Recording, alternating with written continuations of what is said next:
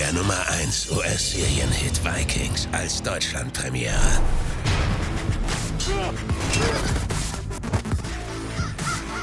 Exklusiv nur bei Love Film. Jetzt einfach online oder via App streamen. Auch schon im 30-Tage-Test. Is that a cake? All right, I'm going to bring out the folks who make the show, Banshee. Please welcome, first of all, one of the executive producers and writers, Mr. Greg Tanis, ladies and gentlemen.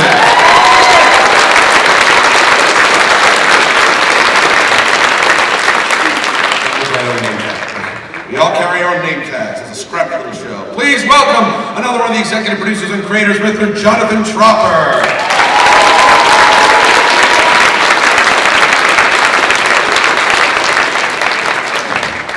The gentleman who does his best to win your hearts and minds is Lucas Hood. Please welcome Anthony Starr.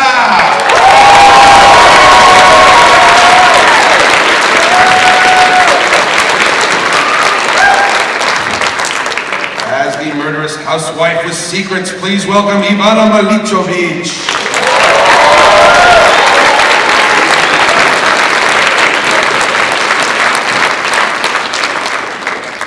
The gentleman my wife insists I have a crush on. Please welcome as Joe Hoonley.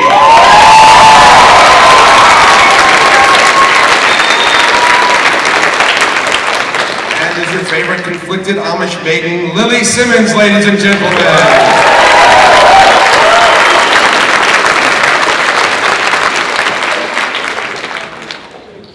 Got that? It's cool, isn't it? Yeah? I'll tell you what we're going to do. I'm going to take you quickly through how we're going to do this. We're going to ask some questions. We're going to show you some more footage in the middle. Then we're going to talk some more questions. And then we're going to take some questions from you guys and also from the Banshees on the Vine. Some people have submitted stuff online. We're going to do their questions also. And then we're going to wrap it up. And after that, we will have some cool stuff for you. I'd like to start quickly with the writers, if the actors don't mind taking a moment. And I say this to someone who's done a show, Banshee is incredibly evocative. I mean, it feels like a real place, more than when you set a show in a real place. You know, when they set a show in New York and you watch the actors like that, it's not New York. Where'd Banshee come from? Was it specifically based on a place you're familiar with, a series of sort of events or something in your background? Where's it from?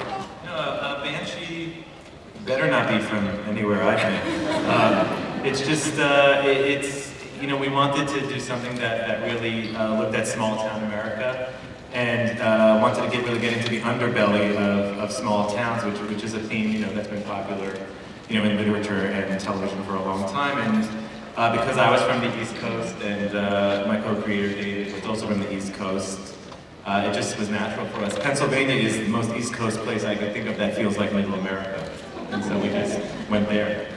Just quickly, did you guys actually go to any of the towns there, hang out, like get a feel for it? Not specifically for the show, but I grew up spending a lot of time in that area, so I just knew it pretty well. In terms of actual, you know, finding the town, I came from outside of Boston, Mass, a small town called Wellesley. In terms of the scale and the way the population, the way the town was sort of laid out, we designed actually a little bit around that hometown experience. Cool. What kind of your hometown? I'm actually going to ask the actors, when a script comes, when a project comes, I'm going to kind of go through the order of the season from development through the shooting. You get a script, you get a project, and something grabs you, something makes you excited about that character, that project. I'd just like to go this way for the first time and ask you, when you read the script, when you got involved with Banshee, what was it about Lucas Hood that made you go, got it, I want to do this? It excited you about the character? Look, it's such a multifaceted character, you know.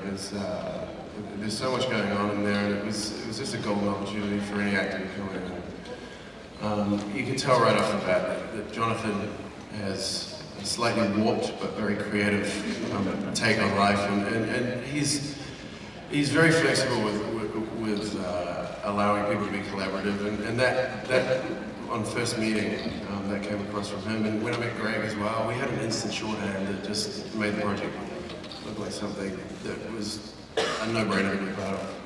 Ivana, Carrie's an amazing character. I mean, what grabbed you, what made you want to dive in?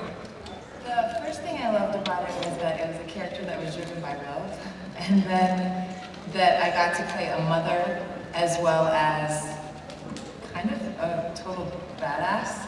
And then I saw that it was Greg Tanis who was involved in it, because I had worked with him 4 years before on House, so I was like, ooh, maybe I can actually get this job, because I had worked with Greg already. But the character is so good. So good. Yeah, she's fantastic. Yeah, I Did really like you do a lot of fighting beforehand?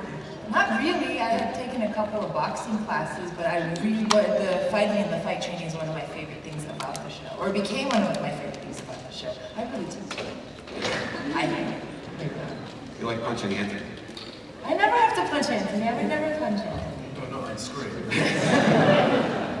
Who, what grabbed you about this role in this project? Challenge more than anything. I think I haven't done anything like it, anything remotely like it. And the character. Really? Hard to believe, I know. Stay with me. But I was also really excited about reading the script and realizing that the character was just very unapologetic for who he was. And that was very interesting to me. There was a real strength in the writing itself, and I saw the opportunity for our show to use the sort of heightened nature and the violence and the extremity of it as a sort of vocabulary and language to tell story. And you don't see that much even in the action genre. So that I found really compelling about the project as a whole. And now, pardon me, what was your background as an actor? How do you mean? I'm sorry. I'm sorry, primarily television, theater? Mostly theater. Mostly Okay. theater. Yeah. Theater. Lily, when you read the role of Rebecca, what was it that just grabbed you, made you want to do it, made you dig into it? Because I got to have sex with Lucas Hood. Along with... She's a human. No, let's see. You know, her mom's here, right? You know, She is very dude, seriously. I love my mom. Let's see. I feel like Rebecca is two different people, and I don't know, I felt it. I don't know. It was that and being Amish. My grandparents are from Pennsylvania, and I visited Lancaster when I was a little girl, and I remember asking my mom the whole day if I could have a bonnet. And now I have one. So, yeah. Cool. I'm going to start with the writers and then go to the actors of this. And this is where you get weird stuff because we're not sure what I'm running the panel. This is some inside baseball. When a show gets up and running, it almost becomes a dialogue sometimes between the writers and the actors as the character kind of evolves and you hear the voices and everything moves. I'm going to ask you guys, and then sort of go to each actor, in what way did Lucas Hood change over the first season based on how Anthony was playing him? And they're going to ask Anthony sort of a specific question. Anthony's looking at me like, I did not think this would be this hard. No, I'm looking at it. Yeah, I'm going to pick my words carefully. The character was envisioned. It took us a long time to find someone to play Lucas Hood, and what we were looking for was somebody who had, that sense of gravity and a heartbreak, where he wasn't just a tough guy, out to do tough things, and he wasn't just a lover and a fighter, but he was someone who'd seen a lot of hard times and who was a tortured soul, and at the same time, someone who had a little bit of that devilish gleam in his eye, that unpredictability, that possibility that at any moment he might go off or go crazy. One of the model we pitched was Mel Gibson in the first Lethal Weapon movie, or Jeremy Renner in Hurt Locker, and it was written like that. Once Anthony took on the role, one of the things he brought to it, which had not been, fully realized in the writing before that, was he brought a real heartbreak to it, a real gravity to it, and a real sense of a man who is very aware of the damage that he's caused. And as the season progressed, certainly into season 2, which we're going to be wrapping in about a month, Lucas became someone who carries on his shoulders the weight of all of his mistakes. Which is not, as he was originally conceived maybe as a slightly lighter-hearted character, and Anthony brought a real gravity to it that made him something a little darker and a little more relatable, I think. Anthony, that wasn't bad. You were worried there for a second. No, we're okay, so. Well, I'm going to ask you the question. What was the moment when, during any point during the season, when you suddenly felt you owned Lucas Hood? The acting moment, the performance, where you just settled into that groove and said, "This guy is mine." Never is an acceptable answer. I can't get away with it? Yeah. No, probably, this is going to sound weird. Weird is more entertaining for them. Okay, great. Probably on the first day, to be honest, which I don't mean this an arrogant way whatsoever. But we were doing a fight on the first day shooting, me versus 3 guys. The 4th episode is me versus 3 guys. It was the Moody Boys in the Creek. The Moody Boys in the Creek.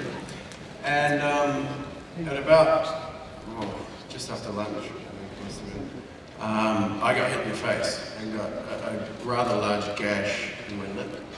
And I remember Greg coming over and going, "You're okay, do you need to go to hospital?" And I went, because I could see in his eyes, we were on a tight shoot, and he didn't want me to go to hospital. So I said, "No, Greg, I can go on." And we went on, we shot for another 6 hours with my lip hanging off. And, it was the most insane day. But it was hey, what? No, good sport. No, but in terms of a character that fights a lot and is a pretty badass sort of guy, nothing will help you into that world like getting a foot in the face. And then going off to hospital, at the end of the day, he says, "Good job, now go to hospital."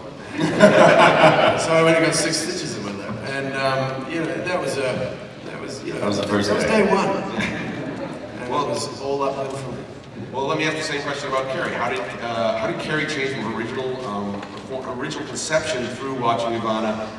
The actors are giddy and the writers are like, "Why are you doing this to us, dude?" How did Carrie change by her performance, how she took ownership, and how did that character? Well, I just want to add something to what Ivana said. We had worked together on an episode of House about 4 years before the audition, and I was looking for a very specific and ethereal character for that episode. And Ivana walked in and she completely understood what it was going to be and nailed it. And I do know that when we were talking about Carrie Hopewell, I remember hearing Maria Bello in History of Violence being a form of a reference, and Ivana walked in, definitely not of that physical and type, but she was the first person to come in the door after seeing easily 100 Carrie Hopewells that completely allured me, and then I was, it all started from there.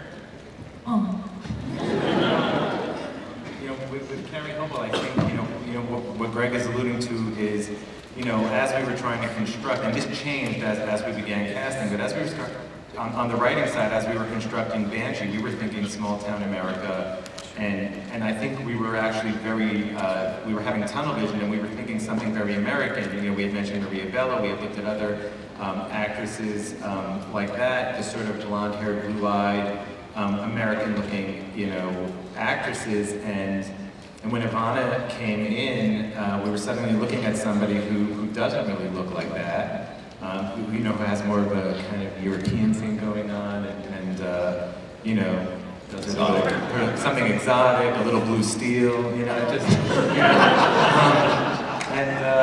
it just changed our perception, not just of who Carrie Hopewell was, but it freed us up to design the town completely differently. And I think if we hadn't cast Ivana when we did, I think a lot of the other casting wouldn't have happened the way it did. She was the principal actor that made us see that we really could think way beyond, the sort of Norman Rockwell perception of what small town America looks like. And I will ask you a slightly different question than I asked Anthony then, based on those. How did Carrie change over that first season in a way that surprised you? What was a way that you suddenly realized, oh, this is, I'm challenged or I'm surprised by the way this character has changed, and it's not necessarily the way I imagined it going.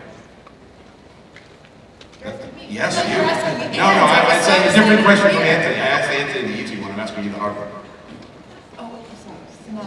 Then quickly, how did Carrie change in a way that maybe surprised you? Like you started Carrie in one place. How did she change and in a way that interested you or that it surprised you?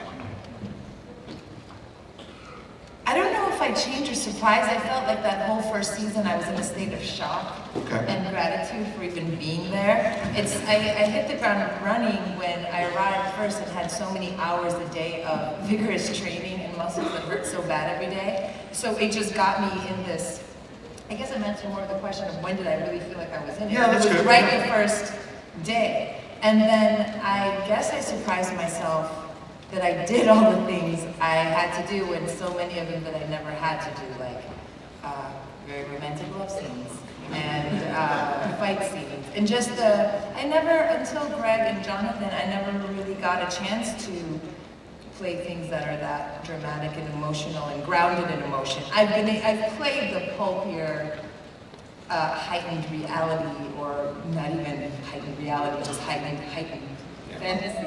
I would say it was like every day, there was a day I was proud of Ivana because she was the only actress I had history with on the show that I worked with before. Every day I felt that she was doing something that she had never been given the opportunity to do. Yes. As a femme fatale and a lot of as a Bond girl and all these other things. Right. And to show the range that you got to show was extraordinary. Like every day I felt like you were doing something that you were getting to do or show everybody for the first time. It's like, you can clap at that. That's lovely. Clap at that. They won't even be friends by season 3. You should clap now. I'm actually going to hop just so I'm not always going left to right, left to right. I'm going to ask Lily, actually. Well, I'm going to ask you guys. How did Rebecca change when you cast Lily and sort of saw her performance and saw how she evolved? Sorry, wait. No, I'm going to ask the boys first and then I'll. Oh, okay. I was giving them a heds up and I just wound up confusing them. I'll actually say this because Lily knows how much I love her. But when Greg really was the first one to think Lily should be Rebecca, and you know, when I looked at Lily's footage the first time, I just said to Greg, you know, she's too pretty, she's too modelly, she's not, and Greg insisted she could do it, and he brought her back, and he did it, he worked with her for a bit, and he showed us a few different takes on it, and he showed us enough to make us feel that he was right, and we went ahead with her, and from the minute we started shooting Rebecca in the second episode, we got, you know, super excited and surprised by the range she was showing, and for me, it's the first time you see Rebecca in her Amish clothing, which is outside the caddy, and it's when Lucas realizes that he just accidentally slept with an Amish girl, and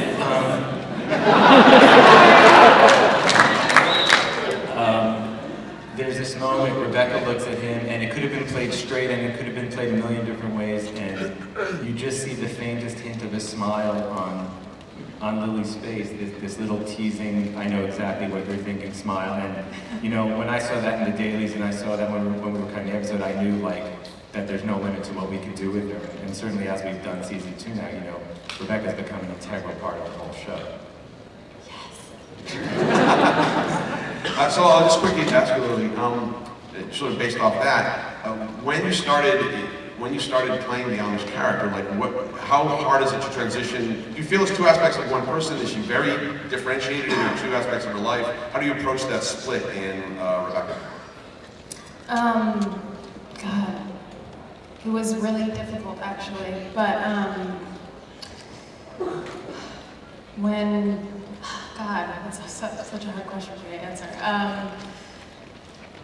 When I was in my Amish clothes, I became Amish Rebecca, and it was honestly more the clothing, and because when she goes out, she puts on a mask, she puts on makeup, she puts on that dress, and it's all a mask to what she really is, and so really that was the biggest help for me, was to just. And the costume designers on the show do an amazing job. They're okay. Yeah, they're okay. They're not bad. Which leads us almost beautifully to Hoon. How did Joe change once Hoon started inhabiting him? Or is he the perfect personification of how Joe was in your head? You know, the idea for Joe was really very, very strong and very specific, and we cast. Hoon was the first guy we looked at. Then we looked at a few hundred people after him, and we kept coming back to him because, you know, it should be said that at the time he did not look like we just really did not think he could inhabit a dress very well. He was, you know, he was a bit larger than he is right now, and you know, but he had such. Wow, seriously? And I think in his audition he may not have even been fully, you know, he might not have shaved that day. I don't know if he shaved that day. All I know is he just. I'm just saying, like, it was hard to picture it, but his performance was so clear that we said this is the guy, and then once he became Joe, he added a level of humanity to it that you know, it's such a dangerous character to play because it could so easily go into farce. And he added this level of humanity to it that no matter what he's saying, no matter what he's doing, he's just a real person, and that's, I think, what makes the character work. It was the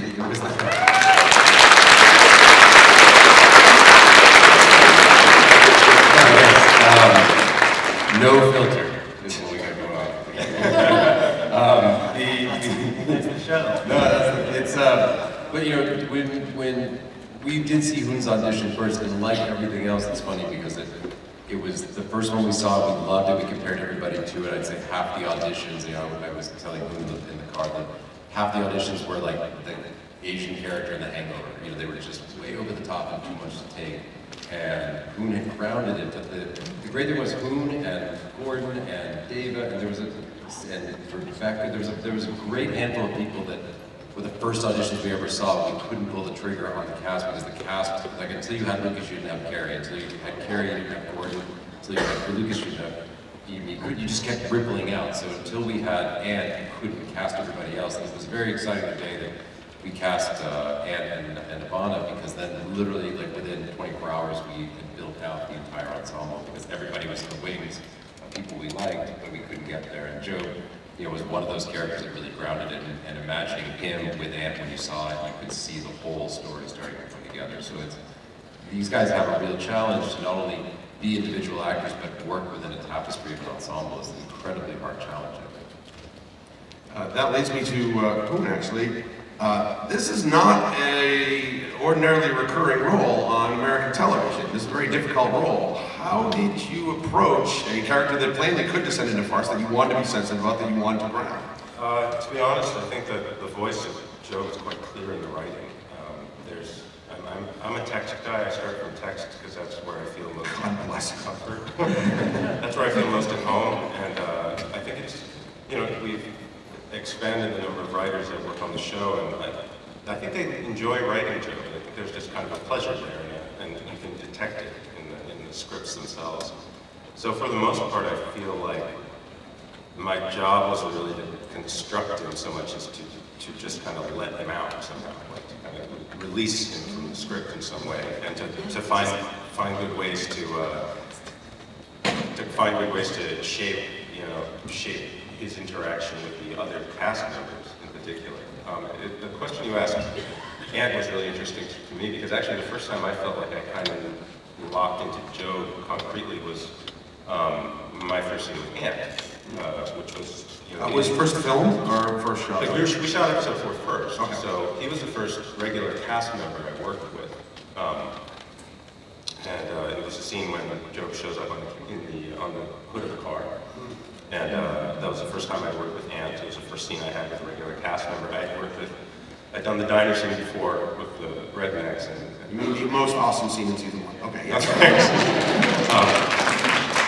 But you know, that was for me. It was a real asset test of how things were going to work because I hadn't had a chance to participate with the rest of the ensemble, and particularly with our lead. And I felt right away just very at home and very safe, and more importantly, safe to kind of throw something to Ant, you know, which is a large part of what Joe does, you know, to throw things at other characters. And he, you know, caught it and tossed it right back. And I was like, okay, I understand that a large part of this character is defined in his relationships to the other people, whether it's Ant or Ivana or Sugar and Frankie. Yeah, exactly. So I felt like that's when I started to lock in, is when I kind of got a sense of how to locate him through the position of other people in the cast. And that was great to feel that right from the get-go. Cool. I'd like to ask just a quick thing of all the actors. Again, this is kind of an actory question, so. A lot of actors anyway, just when you move characters through an arc, a really well-written show like Banshee, you bring through a lot of different circumstances. Banshee has heightened circumstances that could easily become ridiculous if you're not grounded. A lot of actors dig in one solid core need or desire or lock for their character to make sure that character is always grounded and they're always working from that sole motivation. Do you mind if I ask, sort of, I'm going to start from Lily and come down this way. what is that central core to that character, that recurring need or want that character you go back to make sure that she stays consistent? The need to matter. Wow, cool. Could you Yeah. explain for like a second? It definitely starts with my father, who doesn't like me very much. Since I don't matter to him as much as I try, I go out and try and matter to other people. Lucas would.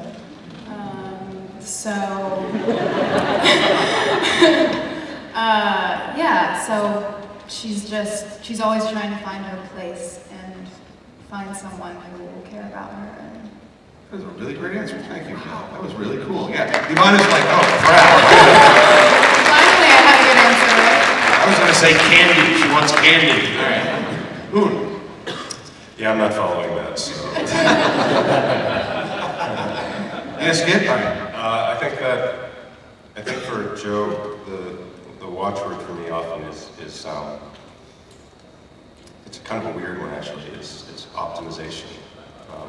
He's a technical person, and to achieve the level of accomplishment that we portray on television, magic hacking, it's there's a certain kind of mentality that follows that, and there's something about the way he constantly pushes through the evolution of his presentation and the exploration of who he is as a person that I feel is really about driving to some idea of finding who he is.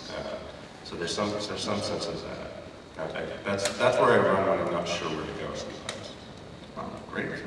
Yvonne? I think I'm ready. Okay.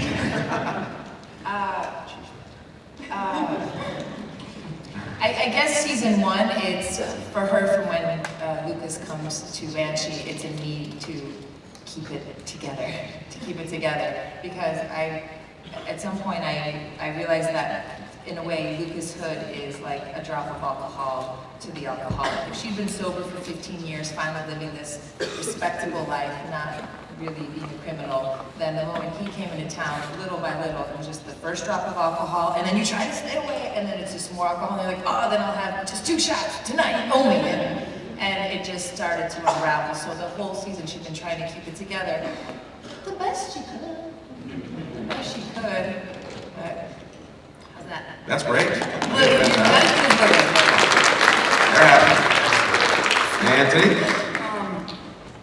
I think for Lucas it's the need to belong, just to not be alone. You know, we're social animals and we all need to be part of a social group. Otherwise we go crazy and shoot people and do horrible things and become horrible people. You know, we malform.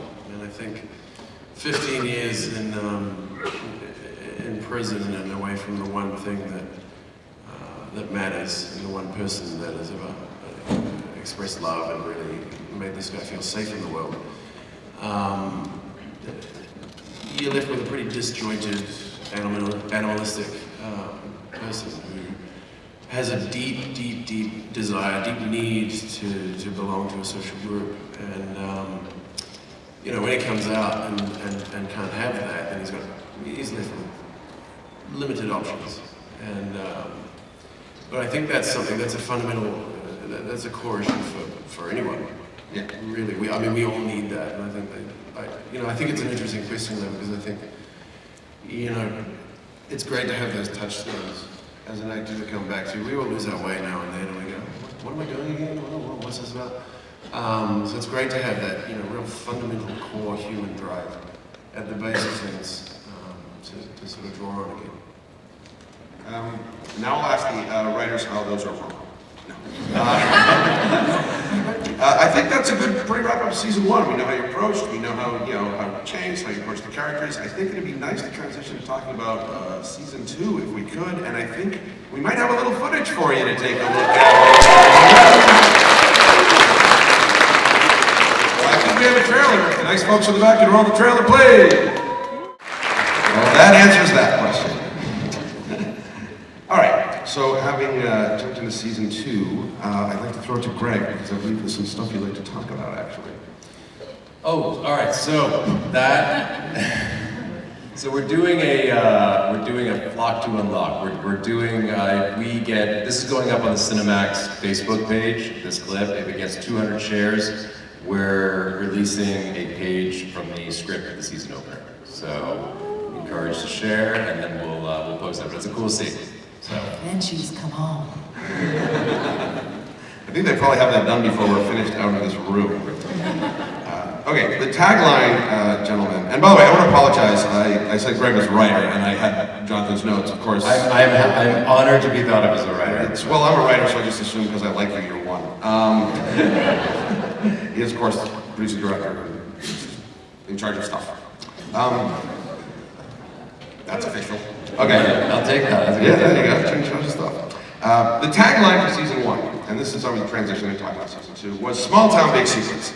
And we found out a lot of the secrets in the small town. And I'm sort of wondering, are there more secrets in Banshee to be unraveled? How do you build season 2? You reveal more secrets, or is it the secrets of season 1 just bouncing around and causing damage, through that season? Well, first of all, I don't think we've revealed many of the secrets at all. Really? I think there's a lot of secrets still to come.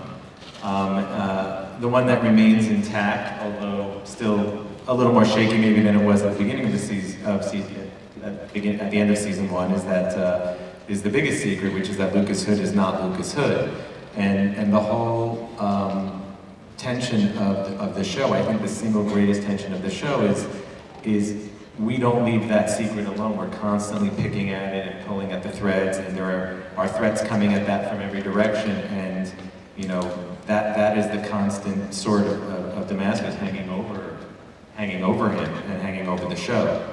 But beyond that, these are some screwed up people, and there were secrets there. So having said that, that actually, just a question I always had, where did that conceit of the guy lying and winding up stepping into that job come from? Was that the start of the show, or is that you wanted to approach the town and that was the character you came up with? Like, No, that's a great conceit. That was actually an idea that I've had since high school, when I read The Count of Monte Cristo. And my idea was a much more kind of generic procedural idea, which would be the network version of the show, which is that you have a sheriff who used to be a criminal and uses his criminal skills to solve crimes. And then as I kind of grew in my television watching and in my storytelling, I realized that would get really boring really quickly. And gradually this sort of just a much darker person evolved, somebody living a double life, and the show really became a show about identity, so that once you have a cop who's not really a cop, you can look at everyone else in the town and see people that many of them are not who we think they are. Well, let me ask then, and can you talk about season 2, anything that might surprise us, anything that might shock us, that without actually spoiling? Like, what's your big, I can't wait for you guys to see this. No, nothing. Will give us nothing. Craig, what do you think might surprise people about season 2? If anybody saw the finale last year, the last scene of the finale was Jason Hood seeing the video of Lucas Hood and realizing it wasn't his dad. Jason Hood is one of many ripples that come into Banshee this year. We go and actually expand out and really get to see things that we teased last year. We go deeper into Amish country. We go onto the reservation. We start to, introduce more specific and unique characters. People like, last year we had the albino and Wix and some of these other great characters, and this year we have no shortage of new and discovered faces that come to the foreground, around our ensemble. Yeah, and I also think where we're taking Lucas and Carrie's relationship will surprise people. I think that's evolving in ways that maybe people don't expect. One of the things I love about Jonathan's writing is that there's escalation and consequence to everything. That this show doesn't have a lot of the TV amnesia that I see on series where everybody seemingly forgot the events of the week before. And here, we deal with those things head on. And I think one of the things that surprises me, and as someone who loves to get their hands on scripts when they come out, is just how far things will go, how the seemingly smallest, big things have small beginnings, and it's one of those things where you see that in real time, and you see it on every scale happen this season in terms of somebody acting and the inevitable consequence of that behavior. That actually makes me hop back to season 1 for 1 second, Jonathan. Was there anything you were planning to do season 1 where you wrote it and you went, no, too far, or just too much, or just changed radically? We don't really have a problem with going too far. But in general, one of the best things I found when I started working with Greg and this cast, that, especially Greg sets a tone. Greg is the most insanely ambitious person I've ever known. And I have a tendency to ground myself before I even get there, whether it's writing a book or a script. I start something and I go, nah, that would never work, and then I pull back. And now my habit is to actually call Greg, or more often send him a text, which is a better way to talk to him, and just say, do you think we could do something like this?